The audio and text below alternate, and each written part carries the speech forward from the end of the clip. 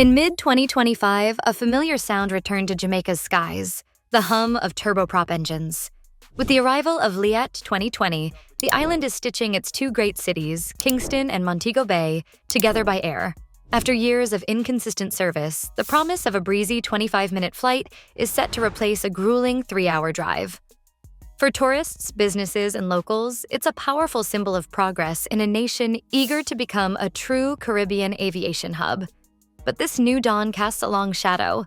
While Jamaica celebrates convenience and connection, some of the world's most powerful intelligence agencies are looking at the same map and seeing something else entirely. For them, these new flight paths aren't just for passengers. They're potential superhighways for drugs, guns, and illicit money, flying just under the radar. This isn't just a story about an airline's comeback.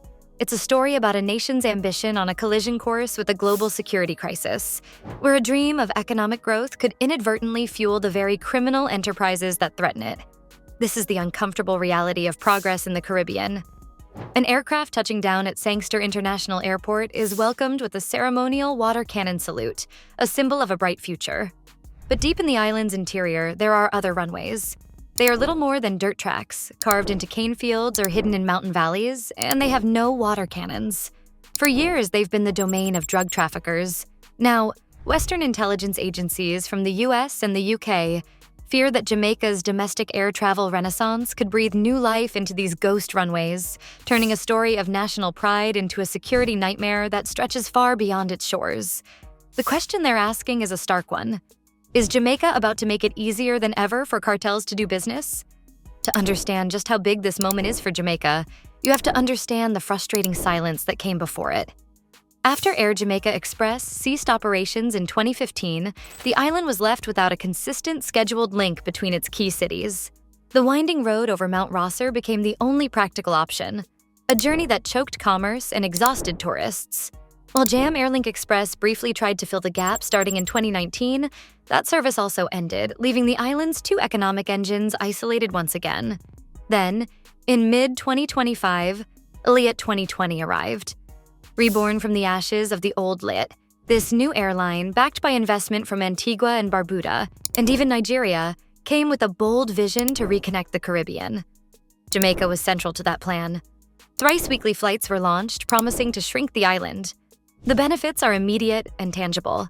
For tourists landing in Kingston, the resorts of Montego Bay are no longer a day-long expedition, but a seamless connection. This opens up new itineraries and spreads tourist dollars across the country.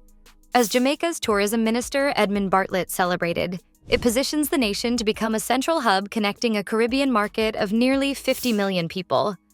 It's also a lifeline for local business and logistics. A professional in Kingston can now handle a morning meeting in Montego Bay and be back at their desk by afternoon. Critically, the ability to fly patients, doctors, or medical supplies between major hospitals in minutes can be the difference between life and death. On paper, it's a massive win. It's Jamaica taking control of its own geography and building a more prosperous future. That first Liat 2020 flight into Montego Bay was more than a photo op. It was a symbol of ambition. But in the world of international security, every new connection is a new vulnerability. And Jamaica's history with aviation is a sobering reminder of why. To understand the alarm bells ringing in Washington and London, we have to rewind the clock.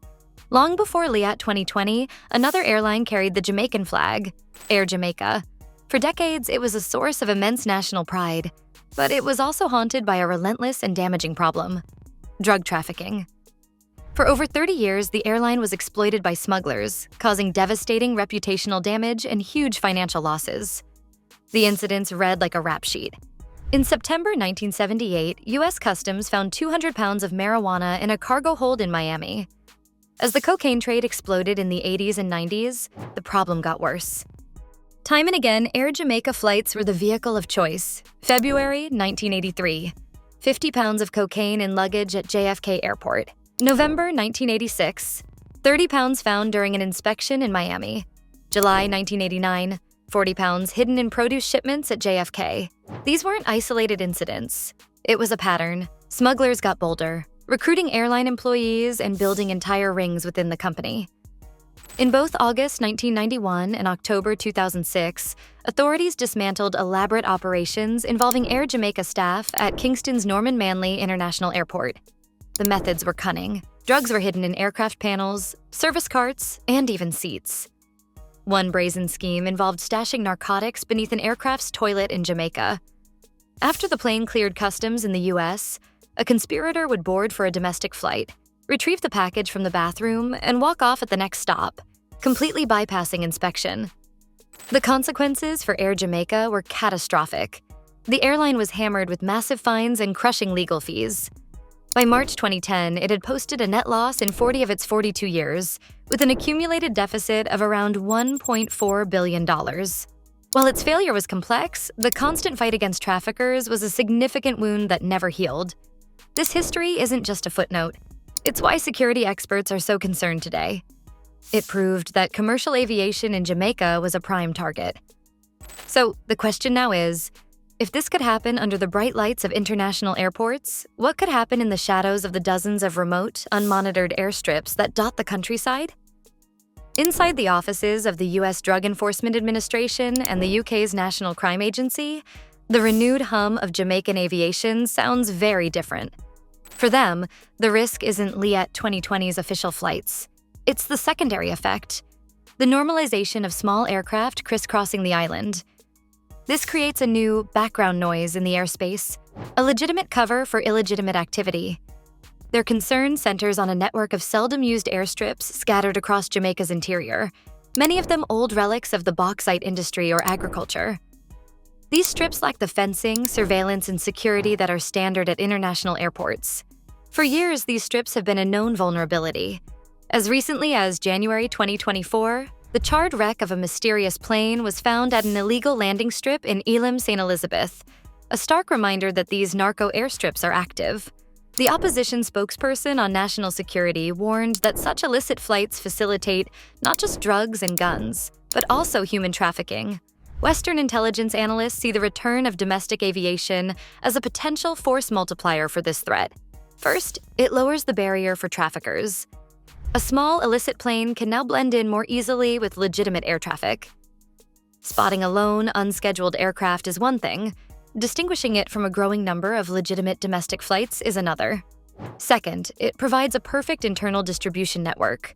A large mothership shipment of cocaine might arrive offshore. Instead of risking heavily policed roads, traffickers could use small planes hopping from one remote airstrip to another to move the product across the island for export. This air bridge bypasses roadblocks and police patrols, making it incredibly difficult to stop. Third, it leverages a critical infrastructure gap. Jamaica's own aviation plans acknowledge the need to improve safety oversight, which security agencies see as an admission of blind spots where surveillance and control are weak. Years ago, a UK official made the stunning claim that at the height of the drug mule problem, as many as 1 in 10 passengers on some flights from Jamaica could be smuggling cocaine. While that crisis was tackled, the pressure from traffickers never went away. It just adapted. The fear now is that they're about to adapt again, shifting from human couriers to bulk shipments on private planes, using an unregulated network of internal airstrips. The playbook for using small planes in the drug trade is well established, and intelligence agencies fear Jamaica is its newest chapter. This isn't the Hollywood image of a jumbo jet filled with contraband. The reality is quieter and much harder to stop. The key tool is the ghost plane, typically a single or twin-engine propeller aircraft like a Cessna or Piper. They're chosen because they can land on short, unpaved runways and fly low and slow to evade radar. These planes are often stolen, given fake tail numbers, and are completely disposable. The strategy begins far to the south. A flight might originate in Colombia or Venezuela, loaded with hundreds of kilograms of cocaine. Flying at night and low over the Caribbean Sea, it evades regional radar nets. The Caribbean has long been a major transit zone for narcotics. As authorities crack down on traditional routes, traffickers are constantly seeking alternatives, and Jamaica's location makes it a prime candidate. A ghost plane wouldn't land at a major airport. Its destination would be one of the dozens of informal airstrips. These can be as simple as a flattened dirt track, barely distinguishable from a farm road, but perfectly suitable for a quick landing and takeoff. In Jamaica, they can be found in the flat plains of St. Elizabeth or Clarendon, areas notorious for such illicit landings. The ground operation is swift. A local crew, linked to one of Jamaica's gangs, secures the landing site, using car headlights to mark the runway. The plane lands, unloads its cargo in minutes, and is either refueled from jerry cans or abandoned. The drugs are then quickly moved to a safe house. This is where the new domestic flight network becomes a crucial vulnerability. Once a bulk shipment is on the island, how do you move it to the North Coast for export to the US? Or to Kingston for shipment to Europe? Driving means running a gauntlet of police. But a privately chartered flight from a strip in Vernonfield to an airfield near Ocho Rios is a near-perfect solution. It's quick, avoids law enforcement, and raises little suspicion in an environment with more domestic air traffic. The challenge for Jamaican authorities is immense. Monitoring dozens of these remote strips 24/7 is a logistical impossibility, requiring a level of surveillance and rapid response that is currently beyond the resources of the Jamaica Constabulary Force, JCF, and Defense Force, JDF. It's this asymmetry, the traffickers' agile methods versus the state's static security, that has US and UK agencies so concerned. This isn't happening in isolation. It's part of a much larger geopolitical chess game across the Caribbean, one of the world's most critical transit zones for narcotics flowing to North America and Europe. For the United States and the United Kingdom, the Caribbean is a crucial third border. Crime and instability in the region can have a direct impact on their own streets. For years, they've poured billions into counter-narcotics efforts, intelligence sharing, and security partnerships. From their perspective, Jamaica's economically logical decision to restart domestic flights has opened a new front in this war. As a result, a quiet but intense pressure campaign is underway. Behind the scenes, security attachés and diplomats are urging their Jamaican counterparts to upgrade aviation security. They're pushing for better radar and aerial surveillance to track low-flying aircraft. They're calling for stricter registration of private planes to make it harder for ghost planes to operate. Most importantly, they are pushing for deeper intelligence sharing. This means more foreign liaison officers, more shared data on suspected trafficking flights, and more joint operations. A level of cooperation that can be politically sensitive. This pressure isn't just diplomatic, it's financial. Future security aid and grants for surveillance equipment could be tied to Jamaica's willingness to address these concerns. This puts the Jamaican government in a difficult position. On one hand, there's a national imperative to stimulate the economy. On the other, they face being labeled a weak link in the regional fight against drug trafficking, a label that could have serious consequences. This is the tightrope Jamaica now walks, balancing its own ambitions with the security demands of its powerful Western allies. Here we are at the heart of the matter, a fundamental collision between two legitimate but opposing forces. On one side, you have Jamaica's national ambition to build a modern, interconnected economy. The return of domestic flights is the physical symbol of that ambition. On the other side, you have the unyielding reality of a multi-billion-dollar narcotics industry that is constantly probing for weakness and adapting its methods. This industry sees the new flight network not as progress, but as opportunity, a new vulnerability to be exploited. For Jamaica, there is no easy answer. To give up on the economic benefits of domestic aviation would be to punish the entire population for the actions of a criminal few. Yet, to ignore the security risks would be to invite disaster. An influx of drugs and firearms would not only endanger its citizens, but could also poison its relationship with its most important international partners, threatening the very tourism and investment the flights are meant to support. The government is caught in the middle. It must champion progress for its people while simultaneously satisfying the intense security demands of the US and UK. It has to celebrate new routes with one hand, while finding the resources to police the vast, remote areas that those routes inadvertently empower. This is the difficult truth of sovereignty for a small island nation in the 21st century. Progress is never simple. Every step forward creates new challenges. Jamaica has, with the best of intentions, opened a door to a more connected future. But now, it must stand guard to ensure it knows exactly who and what is coming through it. Jamaica's new domestic flights mark both progress and concern. With LIAT 2020's return, the nation enters a new era of connectivity and economic opportunity. Yet this development revives old fears and introduces fresh threats. The same aviation network meant to boost growth could also serve criminal networks. Western intelligence agencies, drawing on Jamaica's troubled history with trafficking and cartel tactics, warn of hidden dangers. The challenge lies in balancing strong security with economic expansion. As these planes take off, one question remains.